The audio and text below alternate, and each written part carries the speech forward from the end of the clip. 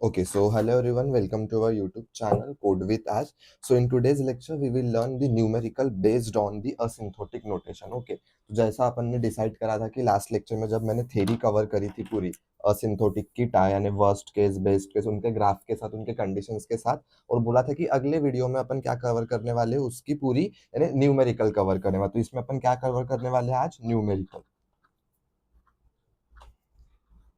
ठीक है, न्यूमेरिकल किसके ऊपर न्यूमेरिकल्स रहेंगे? ये रहेंगे अपने असिम्प्टोटिक नोटेशंस के ऊपर। ठीक है, ये भी बहुत इंपॉर्टेंट न्यूमेरिकल्स है, जनरली आते भी है बहुत बार पेपर में। ठीक है, असिम्प्टोटिक नोटेशन। ठीक है, इसको सॉल्व करने के लिए अपन को जो ग्राफ निकाले थे अपन ने लास्ट वाले लेक्चर में, वही ग्राफ अपन को इनके जो कंडीशंस है, जैसे कि ये कंडीशंस हो गई। ठीक है, ये कंडीशन के हिसाब से ही अपन को सॉल्व करना पड़ता है। ठीक है, अगर मेरे पास क्वेश्चन रहा, अगर सपोज जैसे डायरेक्टली ना इसको अपन क्वेश्चन से ही टैकल करते। ठीक है, पहला क्वेश्चन है और मुझे दिया है इसमें इक्वेशन 2n+5। ठीक है, इस इक्वेशन को दिया और इसको बोला है solve this following equation by using asymptotic notation, find. ठीक है, उसके बाद में अपन को क्या बोला रहता है इसमें? फाइंड। क्या क्या फाइंड करना पड़ता है? Worst case. ठीक है, उसके बाद में बेस्ट केस और उसके बाद में एवरेज केस। ठीक है, एवरेज केस। ठीक है, ये तीन चीजें अपन को फाइंड आउट करनी पड़ती है और यही तीन चीजों का नाम दूसरा भी आता है। इसको बिग ओ बोलते हैं, इसको ओमेगा बोलते हैं एवरेज केस को, इसको थीटा बोलते हैं। ठीक है, सॉरी, इसको थीटा बोलते हैं, इसको ओमेगा बोलते हैं। ऐसे बहुत सारे यानी अलग अलग तरीके से भी नाम आते हैं। या फिर इसको अपन वर्स्ट केस को क्या लोअर बाउंड बोलते हैं, बेस्ट केस को अपर बाउंड बोलते हैं, बाद में एवरेज सॉरी इसको लोअर बाउंड बोलते हैं, इसको अपर बाउंड बोलते हैं, इसको टाइट बाउंड, इस तरीके से भी नाम होता है। ठीक है, तो क्वेश्चन में ऐसा भी मेंशन रह सकता है, find out the lower bound, upper bound and the tight bound of the following equation. और इससे एक ही नहीं रहती, दो तीन इक्वेशंस रहती है। एकदम छोटा वाला अपन एकदम स्मॉल से चालू करके, ताकि आपके कॉन्सेप्ट जल्दी क्लियर हो जाए। ठीक है, एक साथ में डायरेक्ट बड़े वाले इस पे जंप नहीं कर सकते ना। ठीक है, तो यहाँ से अपन स्टार्ट करते हैं। सबसे पहले अपने पास क्या है, जो इक्वेशन है वो लिखते हैं अपन। क्या लिखा मैंने? कंसीडर। क्या है? Consider f of n. मेरे को पता है कि मैंने जितने भी कंडीशंस लिखे थे, जितने भी ग्राफ, ठीक है, जैसे देखो ये वाला ग्राफ, इसमें भी मैंने एफ ऑफ एन लिया है। ठीक है, उसके बाद में ये बेस्ट केस वर्स्ट केस का, इसमें भी देखो मैंने एफ ऑफ एन लिया है। उसके बाद में ये बेस्ट केस का, इसमें देखो एफ ऑफ एन लिया है। मतलब एफ ऑफ एन तो मुझे लेना ही लेना है, इसलिए मैंने कंसिडर करा f of n equals to जितना भी मेरे पास क्वेश्चन दिया रहता है उसको पूरा एज इट इज लिख देना। F of N is equals to 2n+5 लिख दिया मैंने एज इट इज क्वेश्चन। अब नेक्स्ट मुझे क्या करना है उसमें? नेक्स्ट मुझे फाइंड आउट करना है कि भाई अब तो मेरा इतना हो गया, नेक्स्ट मेरे पास क्या रहता है? जी ऑफ एन भी रहता है। तो जी ऑफ एन कैसे फाइंड आउट करते हैं? ठीक है, तो जी ऑफ एन मतलब क्या होता है? Highest highest degree highest degree of n. ठीक है, जितने भी मेरे पास एन होंगे, जैसे इस इक्वेशन में क्या है, एक ही बार एन है, लेकिन आगे जो अपन और एक इक्वेशन सॉल्व करेंगे उसमें एन स्क्वायर हो सकता है, एन क्यूब होता है। जो भी हाईएस्ट डिग्री होंगी वो अपनी जी ऑफ एन की क्या होंगी? वैल्यू होंगी। ठीक है, समझा? तो हाईएस्ट डिग्री यहाँ पे कितनी है? देखो ये एन नहीं है, मतलब अपन इसको ऐसे कंसिडर कर सकते हैं। ठीक है, 2n+5, तो इसको देखो अपन ऐसा कंसिडर करते हैं, ये वाला n है तो मैंने ये n लिखा, मतलब इसके पावर में कितना है? 1+5 के बाद में n नहीं है तो फिर भी कंसिडर करा पावर के, इसमें लिखा 0, कुछ ऐसा हो सकता है। तो इसमें से हाईएस्ट कौन सा है? ऑफ कोर्स ये वाला हाईएस्ट है। ठीक है, तो मैं किसको रेफर करूंगा? इस वाले n को, यानी 2n क्या रहेंगी मेरी? इसकी वैल्यू रहेंगी। यानी क्या होगा? हेंस हेंस मेरा g ऑफ n मतलब क्या निकला यहाँ पे? Hence g of n is equals to n। Clear हुआ? क्योंकि मैंने ये वाला लिया ना एन, अगर स्क्वायर होता है तो एन स्क्वायर आता। ठीक है, लेकिन ये वैल्यू 2 का भी लेना है, मैं आगे बताता हूँ 2 को कैसे यूज करना है। ठीक है, अब जो भी इक्वेशन है उसको एज इट इज लिखने का हमेशा। 2n+5 एज इट इज लिख दिया मैंने। अब नेक्स्ट मुझे क्या करना है? इसके मुझे 3 कॉलम्स बनाने। ठीक है, ये मेरा फर्स्ट कॉलम, ये सेकंड कॉलम और ये थर्ड कॉलम। ठीक है, और यहां से मेरा असली न्यूमेरिकल अब चालू होता है। ठीक है, अब देखो सबसे पहले मुझे इसमें क्या क्या फाइंड आउट करना पड़ता है? सबसे पहले मुझे इसमें लोअर बाउंड, ठीक है, लोअर बाउंड। ठीक है, उसके बाद में यहाँ पे मुझे फाइंड आउट करना पड़ता है टाइट बाउंड। और फिर आखिरी में मुझे फाइंड आउट करना पड़ता है अपर बाउंड। अब देखो इन्हीं को अपन दूसरे नाम से भी जानते हैं कि जो मेरा अपर बाउंड होता है उसी को मैं क्या बोलता हूँ, बिग ओ भी बोलता हूँ। क्या बोलता हूँ इसी को मैं, बिग ओ भी बोलता हूँ। या फिर इसी को मैं और क्या बोलता हूँ, इसी को मैं वर्स्ट केस भी बोलता हूँ। क्या बोलता हूँ, वर्स्ट केस। आज पेन पता नहीं क्यों नहीं लिख रहे। ठीक है, वर्स्ट केस इसलिए रोज लिखना पड़ता है, दैट्स वाई, इसलिए पेन नहीं चल रहा। ठीक है, वर्स्ट केस। और यहाँ पे क्या रहता है, टाइट बाउंड। टाइट बाउंड को अपन क्या बोलते हैं, टाइट बाउंड यानी एवरेज केस होगा ये, एवरेज। अरे लिख रहे बाबा, एवरेज केस। ठीक है, एवरेज केस। एवरेज केस का सिंबल क्या रहता है अपना, थीटा। क्या रहता है, थीटा। और जो लोअर बाउंड होगा ऑफ कोर्स ये क्या होगा, मेरा बेस्ट केस होगा। क्या होगा ये, बेस्ट केस। और इसका सिंबल क्या होता है, ओमेगा। ठीक है, आप ये लोअर बाउंड, टाइट बाउंड, अपर बाउंड की जगह आप ये जो नीचे में दो लिखे इनमें से भी कोई एक नाम लिखा तो भी सफिशियंट है, कोई इशू नहीं है उसमें भी, वो भी नाम चलेगा। ओके ओके, ठीक है, विन विन सिचुएशन है उसमें भी। अब देखते, अब सबसे पहले ना मुझे लोअर बाउंड और टाइट बाउंड की वैल्यू क्या रहेंगी, यानी वैल्यू इन द सेंस जो मेरा इक्वेशन था। ठीक है, जैसे कि यहाँ पे देखो मैंने एफ ऑफ एन और यहाँ पे क्या रहता है, c dot ji of n, ऐसा रहता है ना। तो सी मतलब क्या हो गया, ये क्या बोलते हैं इसको, ओमेगा थीटा, बिग ओ क्या हो गया, सी की वैल्यू होगी। ठीक है, यहाँ पे मैं ऐसे लिख देता हूँ, C dot ji of N. तो सी की वैल्यू क्या होंगी, एक तो ओमेगा, एक तो थीटा होंगी, या तो बिग ओ होंगी, या फिर ओमेगा होंगी। इन तीनों में से कोई एक कांस्टेंट वैल्यू होंगी। ठीक है, अब नेक्स्ट जी की वैल्यू, अपन ने जी की वैल्यू अपन को अब तक मिला नहीं कि भाई जी की वैल्यू क्या होंगी। तो जी की वैल्यू देखो, लोअर बाउंड के लिए क्या है मेरा, एन। एन कहाँ पर है, क्वेश्चन का एन के साथ क्या है, सिर्फ 2 है। मेरी यहाँ पे लोअर बाउंड की वैल्यू कितनी रहेंगी, 2n। टाइट बाउंड की भी वैल्यू एज इट इज रहेंगी, लेकिन जब भी मैं अपर बाउंड निकालने जाऊंगा तो उसमें मुझे एक का एडिशन करना है। तो 2 + 1 कितना होता है, 3। तो इसकी वैल्यू कितनी रहेंगी, 3n। बस इतना सिंपल लॉजिक है। जो भी मैंने यहाँ पे n, जो मैंने हायर ऑर्डर सिलेक्ट करा था ना, उसके साथ में जो नंबर है वो कंटिन्यूअसली 2 बार लिखो। अपर बाउंड में हमेशा एक में एडिशन कर दो। ठीक है, अपर बाउंड में हमेशा, क्योंकि अपर है, नाम से समझना अपर है मतलब एक की एडिशन लगेंगी पहुंचने के लिए, दैट्स व्हाई मैंने एक एडिशन करा। ऐसे शॉर्ट ट्रिक से याद रख सकते हो। ठीक है, बाद में बाकी सब तो ओके ओके। ठीक है, अब नेक्स्ट देखते कि अब अपन को एक एक करके अपन सॉल्व करते हैं। सबसे पहले अपन बिग ओ को सॉल्व करेंगे। ठीक है, तो मैंने यहाँ पे क्या दिया, हेडिंग दे दिया बिग ओ। अब सबसे पहले अपन बिग ओ को कैसे सॉल्व करेंगे, देखो मैंने यहाँ पे हेडिंग दिया है बिग ओ। ठीक है, बिग ओ। अब देखो बिग ओ की कंडीशन क्या थी, बिग ओ मतलब क्या है, मेरा अपर बाउंड है और वर्स्ट केस है। तो मेरा ग्राफ देखता हूँ, इसलिए समझा मैंने क्यों बोला था ग्राफ की कंडीशन जरूरी थी। वर्स्ट केस जिसको अपन बिग ओ भी कहते हैं या फिर अपर बाउंड भी बोलते हैं, तो उसकी कंडीशन क्या थी, F of N is less than c dot ji of N. तो वो मैंने कंडीशन लिख दी यहाँ पे। क्या है condition, F of N is less than c dot ji of n, लिख दिया मैंने एज इट इज। अब नेक्स्ट नेक्स्ट मुझे क्या करना है, बस मुझे इनमें सिंपल वैल्यू पुट करनी है। एफ ऑफ एन की वैल्यू क्या थी मेरी, एफ ऑफ एन की वैल्यू देखो मैंने पूरे क्वेश्चन में ऑलरेडी कंसीडर कर चुका हूँ। तो एफ ऑफ वन की मैं वैल्यू यहाँ पे लिख देता हूँ अच्छे से। ठीक है, क्या था, एफ ऑफ एन, मतलब ये क्या रहेगा, ऐसे नीचे में लिखना आप, f of N is less than c dot ji of N. तो एफ ऑफ एन की वैल्यू क्या है मेरी, 2n + 5। 2n + 5 जो क्वेश्चन रहता है वही एफ ऑफ एन की वैल्यू रहती है। ठीक है, बाद में साइन दे दिया ग्रेटर देन का। फिर सी की वैल्यू क्या है, फिलहाल के लिए मेरी कांस्टेंट है, लेकिन क्या निकाल रहा हूं मैं, बिग ओ। तो क्या है मेरा, बिग ओ, सी की वैल्यू। जी ऑफ एन की वैल्यू मेरी कितनी निकली थी यहाँ पे, ये यही है। ठीक है, 2n कितना है, इसको ऐसे ब्रैकेट में लिखना हमेशा और यहाँ पे लिखना 2n। जी ऑफ एन, वो आई नो कि मैंने यहाँ पे जी ऑफ एन की वैल्यू यानी हाईएस्ट ऑर्डर के हिसाब से n दिया था, तो ये n सिर्फ समझने के लिए था कि भाई कौन सा n कंसिडर करना है। लेकिन जब मैं ये कैलकुलेट करता हूँ तीनों के हिसाब से, तो ये वाली वैल्यू लेनी पड़ती है, 2n, ये वाला 2n और ये वाला 3n।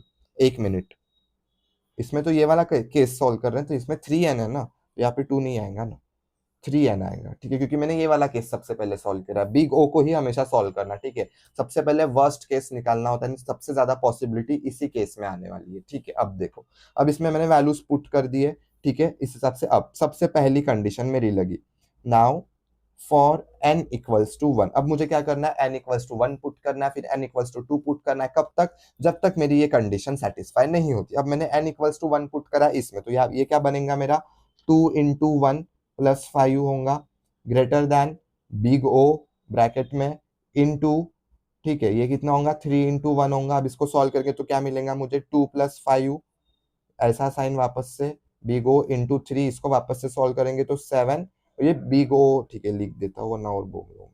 ठीक है अब देखो स्टिल कंडीशन अनसेटिस्फाई है, ऑफ कोर्स 7 बड़ा है, लेकिन ये क्या बोल रहा है कि मुझे यहाँ पे जो वैल्यू मिलेंगी बिग ओ वाली वो वाली वैल्यू बड़ी होनी चाहिए, तो यहाँ पे मेरी क्या हो गई फॉल्स हो गई, क्या हो गई यहाँ पे फॉल्स।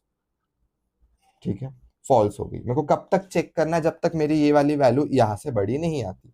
अब मैंने 1 पुट करा तो मेरी कंडीशन फॉल्स निकली। अब मैं क्या करूंगा, अब मैं 2 पुट करके चेक करूंगा कि भाई मेरी कंडीशन ट्रू निकलती है या फॉल्स। ठीक है करना है, लेकिन अब ना मैं इतना इतना डिटेल में सॉल्व नहीं करूंगा। ठीक है अब आपको समझ गया होगा कि भाई एन की वैल्यू कैसे पुट करनी है। ठीक है अब मैं डायरेक्ट लिखता हूँ तो मैं बहुत टाइम चला जाएगा। ठीक है अब देखते हैं नेक्स्ट। नेक्स्ट क्या है, फॉर n इक्वल्स टू 2। अगर मैंने n इक्वल्स टू 2 की वैल्यू पुट करी तो क्या आएगा आंसर, मेरी कंडीशन के हिसाब से क्या था यहाँ पे लिखने दो पहले, 2n plus 5 is greater then क्या था बिग ओ ऑफ 3n। अगर इसमें मैंने 2 पुट करा तो यहाँ पे 2 आएगा, 2 इंटू 2 4 होगा, 4 प्लस 5 होगा। ठीक है ये ग्रेटर देन का साइन, यहाँ पे भी 2 होगा, 2 इंटू 3 ये क्या होगा 6। इसका एडिशन कितना होता है 5 प्लस 4 9।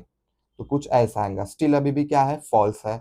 अभी भी देखो 9 ही बड़ा है, जबकि मेरे को ये वाली वैल्यू बड़ी चाहिए, अभी भी फॉल्स है। तो नेक्स्ट वैल्यू अपन को पुट करनी पड़ेगी। नेक्स्ट क्या पुट करूंगा मैं 3 पुट करूंगा। एक एक नंबर बढ़ाते जाना है एन की वैल्यू, एक एक करके बढ़ाते जाना है। अब मैंने 3 पुट करा तो क्या होगा, इस इक्वेशन में 3 पुट करेंगे तो क्या होगा 3 इंटू 2 6, 6 प्लस 5 कितना होता है 6 प्लस 5 11 आता है। ठीक है इसे डायरेक्ट भी सॉल्व कर सकते हो, कोई इशू नहीं है उसमें भी। ठीक है यहाँ पे 0 आता है, यहाँ पे भी क्या पुट करेंगे 3, तो 3 इंटू 3 9 होता है। यहाँ पे कितना आया 9। देखो स्टिल अभी भी कंडीशन फॉल्स है, 9 अभी भी छोटा है 11 के मुकाबले, ये वाली वैल्यू बड़ी आनी चाहिए। तो यहाँ पे भी क्या निकला मेरा आंसर फॉल्स।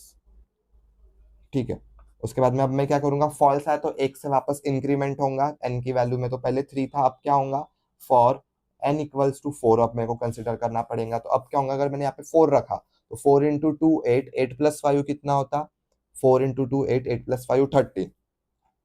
लिखा मैंने 13 इज ग्रेटर देन, मैंने लिखा बिग ओ, और यहाँ पे भी कितना आएगा 4 आएगा, तो 4 इंटू 3 ये कितना होता है 12। 4 1 4 4 2 4 2 12, हाँ जी 12। देखो अभी भी सिर्फ एक नंबर से छोटी है, मतलब अभी शायद जब मैं 5 या तो 6 पुट करूंगा तब मुझे मेरा कंडीशन सेटिस्फाई हो जाएंगी। ठीक है ऐसा समझ जाने का। ठीक है तो यहाँ पे भी क्या आ रहा है स्टिल फॉल्स आ रहा है। तो मैं वापस से इंक्रीमेंट करूंगा एन की वैल्यू में। क्या लिखा मैंने यहाँ पे फॉर एन इक्वल्स टू 5 लिख दिया। अब क्या होगा एन इक्वल्स टू 5, तो 2 इंटू 5 10, 10 प्लस 5 15, और यहाँ पे 5 1 5 ये भी 15 आया।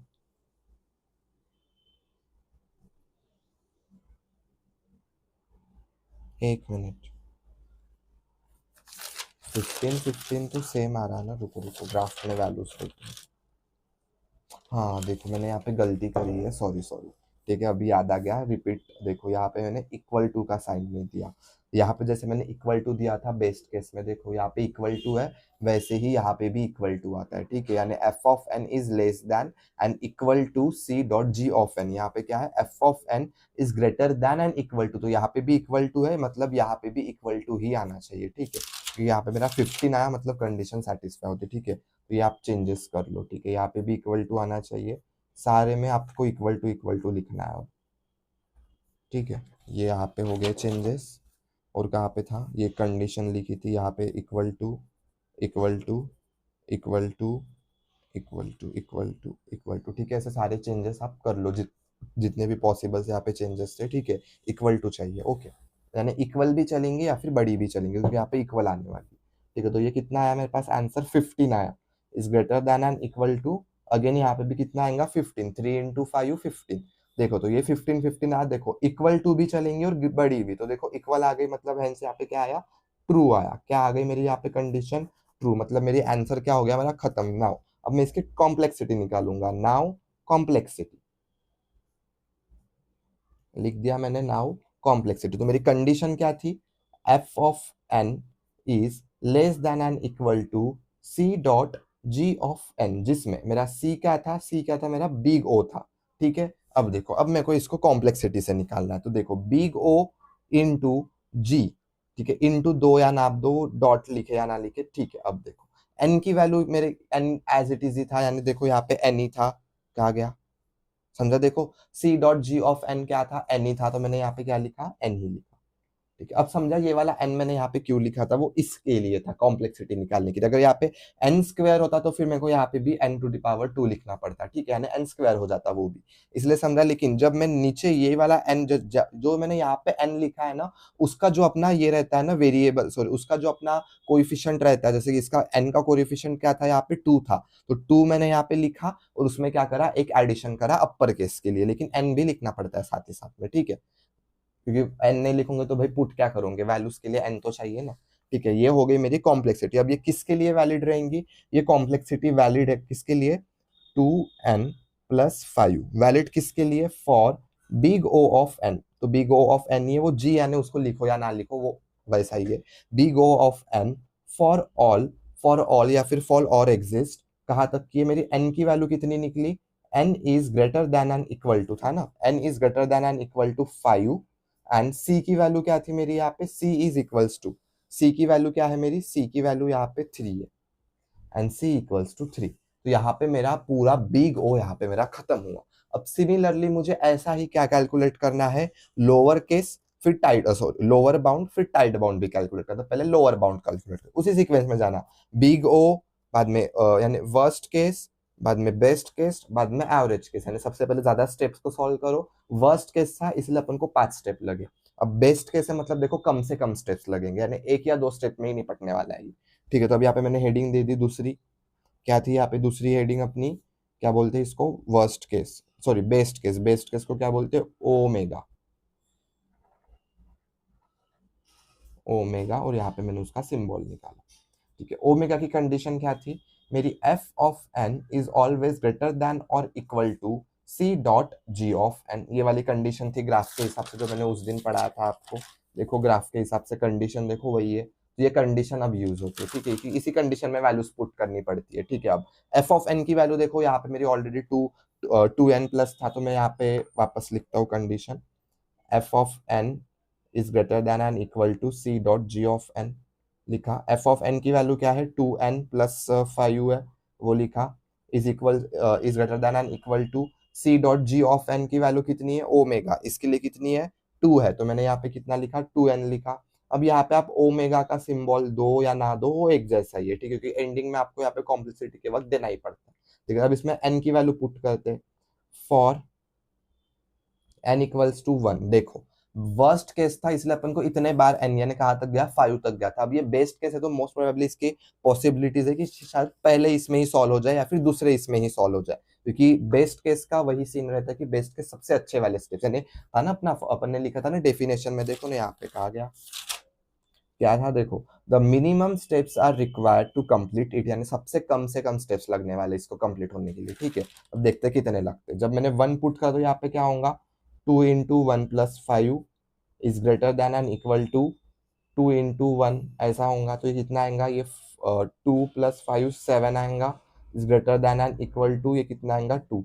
देखो पहले ही केस में मेरी कंडीशन ट्रू निकली, 7 ऑफकोर्स बड़ा है 2 से, कंडीशन ट्रू, इक्वल टू भी हो सकता है या फिर बड़ा भी हो सकता है। ठीक है, इक्वल टू तो यहाँ पे आ गया था, लेकिन इसमें लेकिन ग्रेटर वैल्यू आ गई, तो हेंस यहाँ पे क्या आएगा, ट्रू आएगा, वो आ गया ट्रू। अब इसकी कॉम्प्लेक्सिटी क्या निकलेंगी, कॉम्प्लेक्सिटी के लिए अपन यहाँ पे लिख देते हैं, नाउ कॉम्प्लेक्सिटी, देखो अब कॉम्प्लेक्सिटी कैसे निकलेंगी, पहले कंडीशन लिखना, F of N is greater than and equal to C into G of N. C की वैल्यू क्या थी यहाँ पे, सी की वैल्यू है ओमेगा, ओमेगा लिखा मैंने सी की वैल्यू ओमेगा, और एन, जी ऑफ एन की वैल्यू कितनी थी मेरी, एन है, देखो यहाँ पे भी देखो जी ऑफ एन की वैल्यू एन ही थी, मैंने एन ही लिखा था, ने big O, sorry, omega of N आया, यहाँ पे भी देखो जी ऑफ एन की वैल्यू क्या थी, एन थी, और सी क्या हो सकता है, एक तो थीटा हो सकता है, बिग ओ, या तो ओमेगा। अब इसमें क्या निकाल रहे थे अपन, ओमेगा, दैट्स व्हाई मैंने यहाँ पे क्या कंसीडर करा, सी को ओमेगा कंसीडर करा। जी ऑफ एन की वैल्यू क्या थी, एन, तो मैंने एन को यहाँ पे पुट कर दिया। अब ये किसके लिए वैलिड रहेंगी condition, for all, for all किसके लिए, कब तक, जब तक मेरा एन, एन की वैल्यू क्या है, N is greater than and equal to 1 है, यहाँ पे 1 था ना इसलिए मैंने वो लिखा। और सी की वैल्यू क्या है, सी की वैल्यू देखो लोअर बाउंड के लिए सी की वैल्यू कितनी है, 2n, तो मैंने यहाँ पे क्या लिखा, 2। क्लियर हुआ ये वाला कॉन्सेप्ट, बस यहाँ पे आपका ये वाला खत्म हो गया, यहाँ पे लिख दो आप ऐसा, 2n+5 इक्वल्स टू, ऐसा भी लिखा तो भी चलेगा, अदरवाइज आपने ऐसा भी डायरेक्ट कॉम्प्लेक्सिटी हेडिंग देके ऐसा लिखा तो भी इनफ है, ठीक है। तो यहाँ पे अपना ओमेगा का भी कंडीशन खत्म होता है। अब नेक्स्ट अपना कौन सा बचा है, टाइट बाउंड। टाइट बाउंड यानी क्या होता है, थीटा। थीटा यानी क्या होता है, एवरेज केस होता है, ठीक है। तो अब देखो इसका ना थोड़ा सा किचकट प्रॉब्लम है, ठीक है, ये थोड़ा सा हार्ड है सॉल्व करने में। देखो अब यहाँ पे मैंने हेडिंग दे दिया तीसरा। क्या है तीसरा मेरा, एक मिनट पास ला लेता हूँ नोटबुक। तीसरा क्या है मेरा, average case, sorry average case नहीं, क्या बोलते हैं उसको, tight bound, sorry theta, theta बोलते हैं ना, थीटा, ठीक है। थीटा की कंडीशन क्या थी, C1 into G of N is less than and equal to F of N is less than and equal to C2 G of N. था कुछ इस तरीके से ही कंडीशन। देखो ग्राफ, ये रहा मेरा एवरेज केस का ग्राफ। एवरेज केस को ही क्या बोलते हैं, थीटा भी बोलते हैं, टाइट बाउंड भी बोलते हैं, उसका ग्राफ। और ये रही condition, C1 into G of N is less than and equal to F of N is less than and equal to C2 into G of N. यही कंडीशन लिखी। लेकिन अब C1 क्या है और G1 क्या है, तो C1 यहाँ पे क्या होता है, C1 अपना होता है लोअर बाउंड, C2 क्या होता है अपना अपर बाउंड। क्लियर हुआ, ठीक है। अब देखो लोअर बाउंड की वैल्यू कितनी थी, 2, यानी C1 की वैल्यू रहेंगी 2n, और C2 की वैल्यू यानी अपर बाउंड की वैल्यू कितनी है 3n, यानी C2 की वैल्यू कितनी रहेंगी 3n। वो अपन यहाँ पे मेंशन कर देते, hence C1 is equals to lower bound, और बाद में यहाँ पे क्या आता है C2, C2 is equals to upper bound, ठीक है। लोअर बाउंड की वैल्यू कितनी थी 2 एंड अपर बाउंड की वैल्यू कितनी थी 3n, और एफ ऑफ एन की वैल्यू थी 2n प्लस 5। अब अपन को सिर्फ पुट करना है आंसर फटाफट। तो मैंने यहाँ पे लिख दिया condition, C1 into G of N is less than and equal to F of N is less than and equal to C2 into G of N लिखा। अब इसमें वैल्यूज पुट करेंगे, C1 of G of N की value कितनी निकली मेरी 2n निकली, तो मैंने यहाँ पे क्या लिख दिया, डायरेक्ट 2n लिख दिया। 2n is less than and equal to F of N की वैल्यू क्या है 2n है ना, हाँ 2n plus 5, 2n plus 5 is less than and equal to C2 की वैल्यू कितनी है 3n, तो मैंने लिखा 3n। अब इसमें फटाफट पुट करेंगे, फॉर n इक्वल्स टू 1, अगर n इक्वल्स टू 1 होगा तो 2 into 1 is less than and equal to 2 into 1 plus 5 is less than and equal to 3 into 1। अब इसको सॉल्व करेंगे तो ये कितना मिलेगा मेरे को 2, कितना मिलेगा 2 प्लस 5, ये कितना आएगा 7, ये कितना आएगा 3 इंटू 1 3।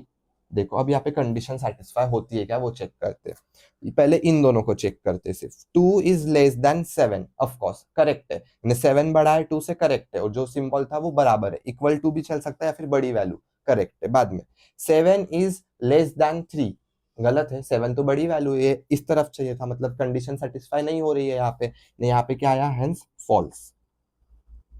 जब भी फॉल्स आता है तो मुझे क्या करना पड़ता है, एन की वैल्यू को इंक्रीमेंट करना है। मतलब अब क्या होगा, फॉर एन इक्वल्स टू 2 को कंसिडर करना पड़ेगा अब, ठीक है। अब 2 को कैसे कंसिडर करेंगे, अब इसमें 2 को वैल्यू पुट करेंगे, कहा गया है फॉर्मूला, हाँ ये एन की जगह क्या पुट करना है 2, तो 2 इंटू 2 4 आएगा, less than and equal to 2 into 2 वापस से 4, 4 प्लस 5 9 होता है, 9 is less than and equal to 3 into 2 6 होता है। देखो अभी भी देखो 9 वैल्यू बड़ी है, जबकि ये वाली वैल्यू सबसे बड़ी आनी चाहिए, सबसे बड़ी आ रही है क्या, नहीं, डायरेक्टली यहाँ पे अपन को क्या मिल गया, फॉल्स, ठीक है, फॉल्स मिल गया। अब नेक्स्ट वैल्यू अपन यहाँ पे पुट करेंगे, नेक्स्ट वैल्यू क्या रहेंगे, अब वापस इंक्रीमेंट होगा, for N is equals to 3 होगा।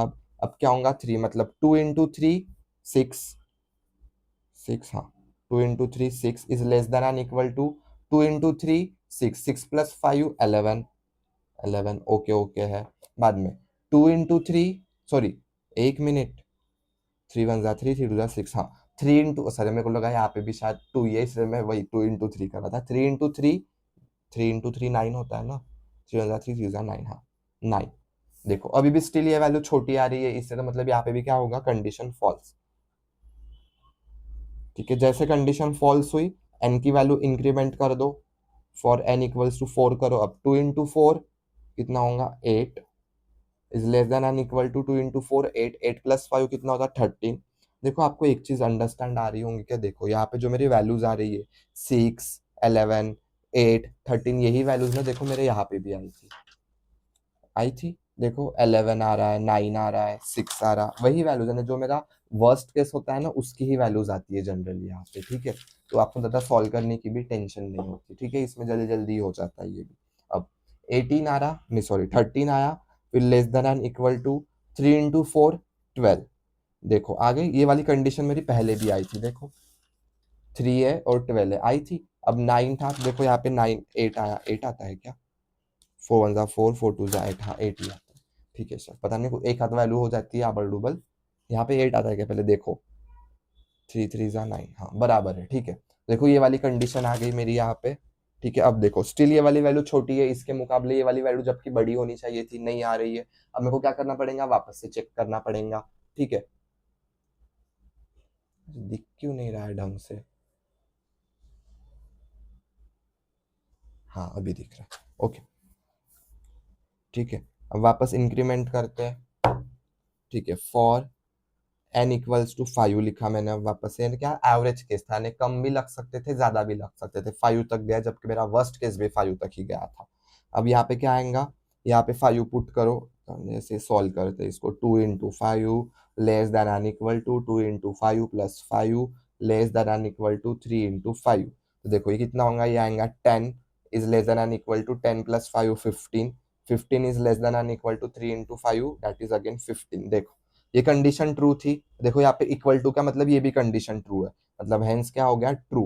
यानी क्या मेरे को बड़ी वैल्यू भी चल सकती है या फिर इक्वल टू भी चल सकती है, तो आ गया ट्रू। मतलब इसकी टाइम कॉम्प्लेक्सिटी कैसे निकलेंगी, अब देखो असली लोचाने इसी में होता है, ठीक है। इसका क्या था, थीटा था, तो सबसे पहले थीटा लिखने का, थीटा के बाद डायरेक्ट ब्रैकेट में एन लिखने का, जैसा अपन ने लास्ट टाइम करा था ना इधर, देखो बिग ओ ऑफ एन तो एन ही रहेगा, यहाँ पे क्या था ओमेगा ऑफ एन तो एन ही रहेगा, यहाँ पे भी क्या था थीटा, तो थीटा के भी ब्रैकेट में एन ही लिखना, ठीक है। वरना आप लगाओगे C1 C2, नहीं नहीं उतना नहीं लगाना है, ठीक है, सिर्फ डायरेक्ट डायरेक्ट लिख देना। अब ये किसके लिए वैलिड रहेगा, फॉर ऑल एन, किसके लिए, for all N is equals to 5। अब इसमें आप greater than and equal to नहीं लिख सकते, क्योंकि यहाँ पे आपको देखो दो कंडीशंस थी, इसीलिए for all N is equals to 5, और इसके लिए क्या था मेरा C1 कितना था, 2 था, और C2 कितना था, 3 था, तो यहाँ पे हो गया, ठीक है। यहाँ पे मेरा पूरा न्यूमेरिकल खत्म होता है।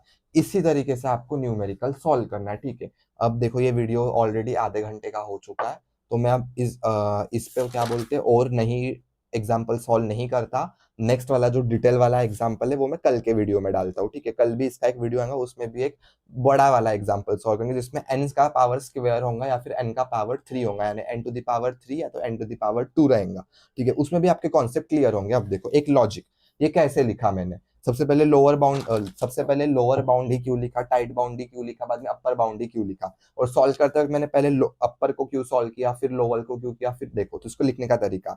यहाँ पे क्या आता है, अपने को पता है कि यहाँ पे क्या लिखना पड़ता है, बाउंड, यानी कौन से, एक तो लोअर बाउंड रहेगा या तो अपर बाउंड रहेगा या तो टाइट बाउंड रहेगा। अब देखो क्या क्या है यहाँ पे, मैं आपको बताता हूँ क्या है। एक तो मेरे पास लोअर बाउंड है, या तो मेरे पास अपर बाउंड है, या तो मेरे पास टाइट बाउंड है, ठीक है। तीन ही तरीके के बाउंड है। अब देखो अल्फाबेटिकली, अल्फाबेटिकली सबसे पहले कौन आता है, सबसे पहले अपना एल ही आता है, ए बी सी डी ऐसा बोलने लगे तो सबसे पहले एल आएगा, तो इसको क्या करना, इसको सबसे पहले ड्रॉ करना, क्या करना, इसको सबसे पहले ड्रॉ। फिर अब एल छूट गया, अब यू और टी में से सबसे पहले कौन आता है अल्फाबेटिकली, ऑफ कोर्स टी आता है, मतलब ये कहाँ पे रहेगा, सेकंड नंबर पे। फिर बचा यू, तो ये कहाँ पे रहेगा, थर्ड, यानी ये क्या था अपना फर्स्ट, ये क्या था सेकंड, और ये क्या था थर्ड। इस तरीके से आप ट्री किया सकते हो। अब देखो टेबल में भी पहले लोअर आ गया फर्स्ट, उसके बाद में सेकंड क्या था टाइट, देखो सेकंड पे टाइट ही है, थर्ड क्या है अपर, तो देखो थर्ड पे अपर ही है। इस तरीके से आप ट्रिक याद कर सकते हो, लेकिन सॉल्व करते वक्त सबसे पहले अपर को सॉल्व करो, या फिर किसी को भी करो, ऐसा किसी को भी कर सकते हो, कोई ऐसा इशू नहीं है कि भाई आपको पहले इसी को सॉल्व करना है इसी को करना है, कोई ऐसा नहीं है। आप चाहे पहले टाइट बाउंड को करो, फिर चाहे अपर को करो, फिर चाहे लोअर, किसी को भी करो, कोई इशू नहीं है, बस कॉम्प्लेक्सिटी बराबर लिखना। कॉम्प्लेक्सिटी जो भी मैंने जैसे कि यहाँ पे लिखा था बिग ओ, ब्रैकेट में पता है कौन सा एन रहेगा, जो यहाँ पे एन था। अब यहाँ पे N to the power highest power क्या थी 1, इसलिए एन आ रहा। अगर यहाँ पे एन स्क्वायर होता तो यहाँ पे N to the power N का स्क्वायर होता, यानी क्या होता big O of N square होता, ओमेगा ऑफ एन स्क्वायर होता, और बाद में वहां पे पीछे में क्या होता थीटा एन स्क्वायर होता, ठीक है। उस तरीके से कॉम्प्लेक्सिटी बढ़ती जाती है। बाद में लिखने का तरीका एज यूजुअल है, सबके लिए सेम है। आप फटाफट इसके स्क्रीनशॉट ले लो, आज के लिए इतना ही इनफ रखते हैं। ये बहुत लेंदी हो जाएगा नहीं तो वीडियो, ठीक है। मैं कल और अच्छे से डिटेल में और दूसरा एग्जांपल, 2-3 एग्जांपल अपन को सॉल्व आउट करने हैं, ठीक है। पॉसिबल हो तो मैं कल ही के वीडियो में 2 एग्जांपल सॉल्व करने की कोशिश करूंगा, ठीक है। बाद में इतना तो इनफ है, ठीक है। तो that's it for today's video, मिलते हैं अपने नेक्स्ट लेक्चर में। ओके, तब तक के लिए बाय बाय। स्क्रीनशॉट ले लो, स्क्रीनशॉट।